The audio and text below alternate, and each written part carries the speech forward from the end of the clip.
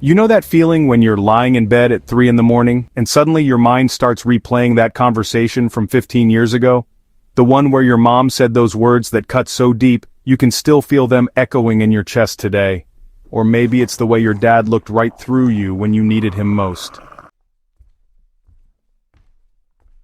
Yeah, I see you nodding. Because here's the brutal truth nobody wants to admit. We're all walking around carrying invisible scars from the people who were supposed to love us unconditionally.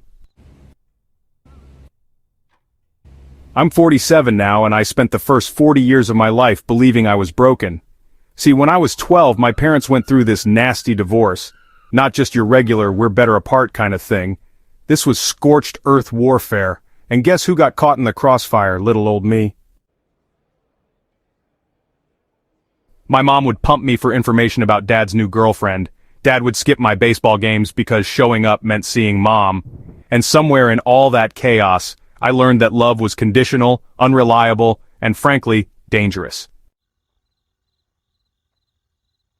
Fast forward 30 years. I'm sitting in my therapist's office, Dr. Martinez, and she's got this gentle way of asking the hard questions. She says, "Tell me about your relationships."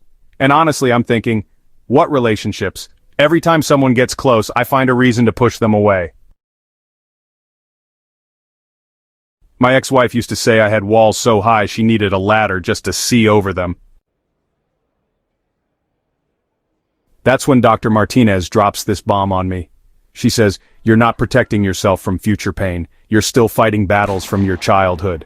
And something about the way she said it, so matter-of-fact, like she was telling me the sky is blue, it hit me like a freight train. I literally started crying right there in her office, this ugly soul-deep crying that came from somewhere I didn't even know existed. Here's what I learned that changed everything. Family wounds aren't just about what happened to us.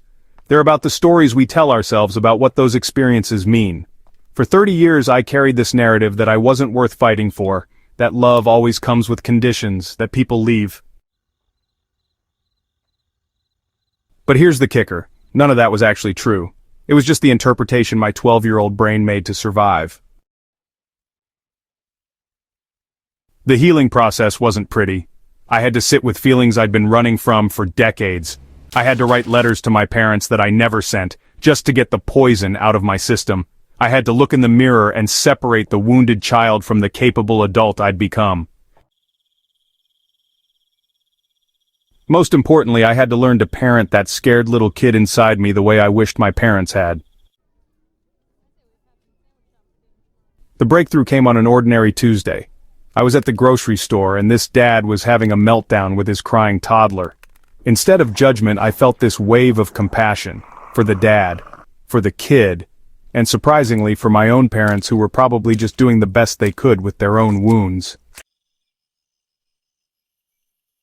That night I called my mom for the first time in 2 years, not to hash out the past, but just to check in. We talked for 20 minutes about normal stuff, the weather, her garden, my work. When I hung up, I realized something profound had shifted. The charge was gone. The story that had defined me for 40 years had finally lost its power. Today, I'm married to an incredible woman who sees all my scars and loves me anyway. We have 2 kids, and let me tell you, breaking generational cycles is the hardest and most important work you'll ever do. Every day, I choose to respond to them from love, not from my own unhealed places. Here's what I want you to understand. Your family wounds don't define you. They're just the starting point for your hero's journey. The moment you stop being a victim of your past and start being the author of your future, everything changes. That scared, hurt part of you, it's not broken. It's just waiting for you to come back and love it the way it deserved to be loved all along.